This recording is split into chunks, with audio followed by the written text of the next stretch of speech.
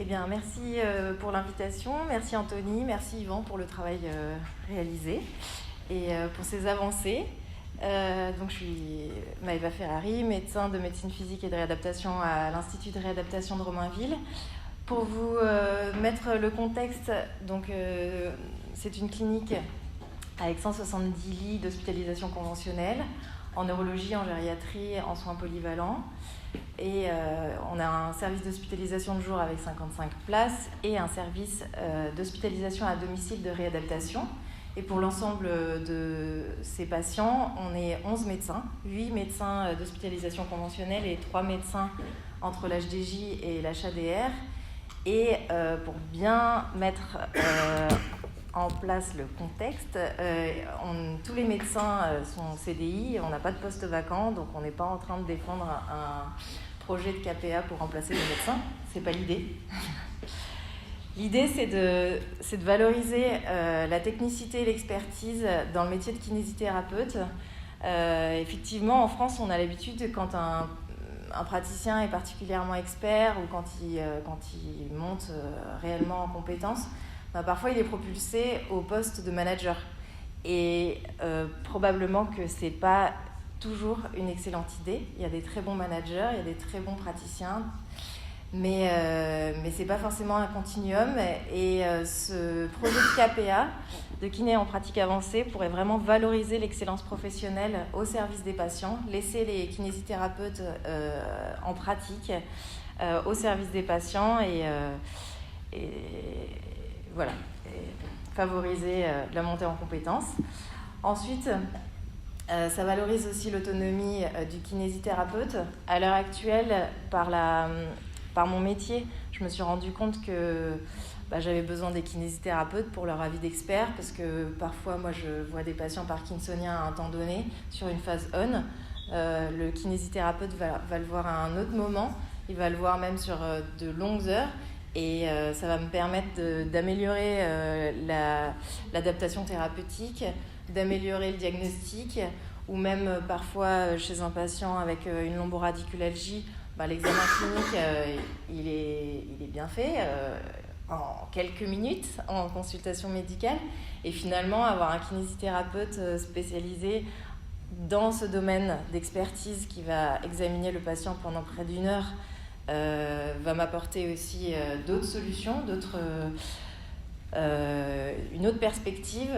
Et donc voilà, je pense qu'il faut défendre l'autonomie des kinésithérapeutes spécialisés, et ils sont de plus en plus, en tout cas certains kinésithérapeutes sont spécialisés et aident dans notre pratique médicale.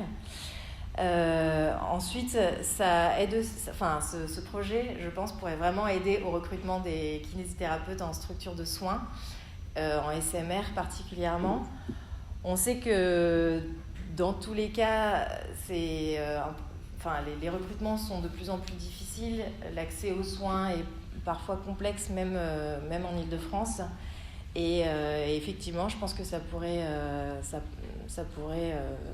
mettre en avant un métier au sein d'une équipe pluridisciplinaire, et donc favoriser, garder aussi les excellents kinés en structure complexe. Je laisse changer. Et autre chose cette fois, pour les patients, ça pourrait permettre de fluidifier le parcours de soins. Malgré tous les efforts et l'augmentation du nombre de consultations qu'on peut mettre en place, eh bien, il n'y a jamais assez. On se retrouve toujours avec plus il y a d'offres de soins, plus il y a de la demande. Et finalement, proposer des consultations avec un kiné de pratique avancée pourrait faciliter un peu fluidifier le parcours de soins pour certains patients.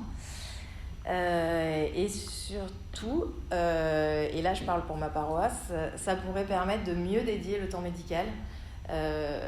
On se retrouve parfois dans des consultations où évidemment il faut évaluer le patient, vérifier que tout va bien, mais certains patients pourraient tout à fait être évalués par le kiné de pratique avancée.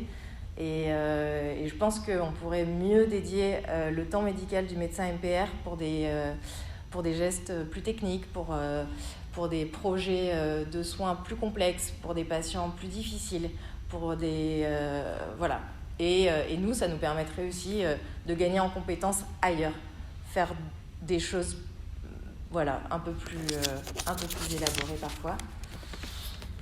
Alors, donc Anthony vous a déjà bien présenté les compétences et les activités qu'on aimerait partager avec les KPA. Donc, alors déjà, l'histoire de cette réponse, c'est qu'à Romainville, on avait un KPA déjà tout défini, c'était facile. Enfin, c'était assez évident, donc c'est Guillaume qui est venu ici, qui sera, j'espère, le futur KPA. Évidemment, c'est une question de personne. C'est un kinésithérapeute qui est diplômé en 2003, qui a donc 20 ans d'expérience en libéral, en structure, dans une équipe pluridisciplinaire. Il a fait un master, un DU, 10 formations supplémentaires. Il est enseignant à l'école de kinésithérapie de Saint-Maurice, de Paris. Il est référent des stages de massokinésithérapie. Donc, c'est plus facile, forcément, quand on a une idée précise de la personne qui va être KPA dans l'équipe. C'est vraiment beaucoup plus facile d'aller vers un changement, d'aller vers une évolution de cette pratique. Donc, comme vous disait Anthony, les compétences qu'on va partager, ce sera des premières consultations d'hospitalisation de jour pour des patients avec des pathologies neurologiques stabilisées, les patients parkinsoniens, notamment les entrées dans la maladie de Parkinson, les patients dans les suites d'un accident vasculaire cérébral en sortie d'hospitalisation conventionnelle, avec un bilan vasculaire déjà réalisé. Et après, il y a le parcours en orthopédie, avec des patients lombalgiques sans drapeau rouge, les patients avec arthroplastie totale ou partielle de genoux, de hanches ou d'épaules, les patients qui ont été opérés d'une chirurgie du rachis sans complications neurologiques. Et au final, on verra, parce que pour des petites complications neurologiques, il y a les compétences aussi. Et certaines consultations externes à venir pour des patients adressés par un médecin de ville pour des troubles musculo-squelettiques. Le KPA, une fois qu'il a commencé à prendre en charge le patient suite à la première consultation, évidemment, il fait l'évaluation clinique, il va réaliser un projet personnalisé de soins, il va prescrire, si besoin, les examens complémentaires de première intention, radiographie, échographie, plus si besoin, et la prescription de soins de rééducation. Et c'est lui qui va être le coordinateur de l'ensemble de la prise en charge du patient au sein de l'équipe.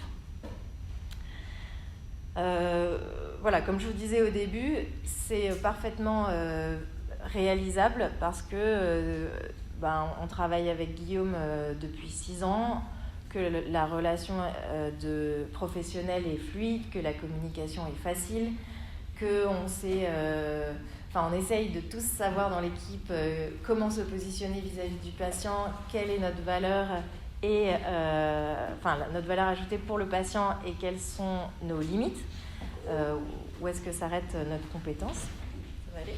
Ouais, je pense. Ok.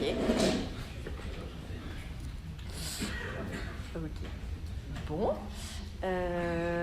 Donc le rôle du... C'est difficile à reprendre. Ouais, c'est... donc le rôle du KPA, c'est bon, je pense qu'on a fait le tour. Si c'est bon pour vous. De toute façon, Anthony avait bien expliqué tout avant. Et maintenant, il était question de parler des barrières concernant ce projet, cette évolution, des pratiques. Donc, déjà, il faudra l'accord des kinés. Bon, mais ça, je ne peux pas vraiment en parler et je laisse Anthony, Yvan et tous les autres pour ce travail. Il faut l'accord des médecins. Alors, l'accord des médecins, je ne me rends pas compte parce que finalement, j'ai évolué avec des médecins qui connaissent bien le métier de kinésithérapeute et qui ont peu de résistance au changement sur ce domaine, sur ce projet. La résistance au changement, elle est classique. Elle sera forcément présente, sauf que ce n'est pas vraiment un changement, c'est une évolution. Et ça, il faut bien le garder en tête. On n'est pas en train de changer le métier de kinésithérapeute, on n'est pas en train de changer quoi que ce soit au métier de médecin, mais on va juste évoluer vers quelque chose qui est déjà fait ailleurs, qui est déjà présent en Hollande, au Canada, dans des pays où les médecins rééducateurs sont très forts, où la rééducation est vraiment mise en valeur, où les projets de recherche sont très bien faits et permettent de faire avancer notre métier. Donc personnellement, c'est vrai que j'ai tendance à être très favorable et à vouloir vous convaincre sur ce projet. Moi, il me semble que les médecins qui auront le plus de résistance, finalement, c'est ceux qui connaîtront le moins le métier de kinésithérapeute. Donc, je pense que la discussion est ouverte. De toute façon, cette évolution, elle a déjà commencé. Donc, il me semble qu'il vaut mieux l'accompagner plutôt que de vouloir la ralentir. Ensuite, une autre chose qui risque de nécessiter une certaine éducation, c'est l'accord et l'adhérence des patients. Parce qu'à l'heure actuelle, on sait que les patients, ils veulent toujours voir un médecin pour tout et n'importe quoi. Ils ont un ongle incarné, ils vont vouloir voir le médecin. Ils ont un hématome, ils vont vouloir voir le médecin. Donc, il y a vraiment une évolution des pratiques, une éducation plutôt des patients à faire, c'est-à-dire ne plus aller forcément aux urgences pour tout et n'importe quoi, ne plus forcément avoir besoin d'un médecin pour absolument tout et tous les bobos. Un avis de kinésithérapeute en pratique avancée spécialisé dans un domaine comme la lombalgie ou le genou ou la cheville ou la maladie de Parkinson, je pense que c'est bien. Et après, en dernier point, mais ça c'est forcément toujours la dernière question la plus importante, c'est le point financier. Et ça, évidemment, il faudra payer une année de formation pour les kinésithérapeutes, voire 2. De toute façon, en fait, ça c'est en cours de discussion. Ensuite, il faudra réévaluer la rémunération des kinés en pratique avancée. Je pense que ça restera une optimisation puisque ce ne sera pas forcément toujours aussi cher qu'un médecin. Et il y aura aussi un temps de secrétariat à dédier pour les consultations et le kiné de pratique avancée. Donc ça fera partie de la discussion. Voilà, ce sera tout. Merci. Il y avait une question à distance, c'est la composition de l'équipe de rééducation de Romainville. Ah oui, pardon. Parce que, voilà, tu as montré... Voilà, oui, c'est vrai. Alors, à Romainville, on a une cinquantaine de rééducateurs. Alors, les chiffres sont toujours un peu difficiles à retenir, mais 15 à 17 kinésithérapeutes, 6 APA, 7 ergothérapeutes, 5 orthophonistes, 4 neuropsychologues. On est très cognitif. 5 psychomotriciennes, une diététicienne, 2 psychologues et 3 personnes dans le service social. Je crois que c'est ça. Merci pour ces précisions. Une question tout de suite ou on fera les questions après? Voilà. Et en cadre de rééducation, il y a combien de cadres de rééducation? Une directrice et une cadre. Voilà, une cadre et une directrice de rééducation.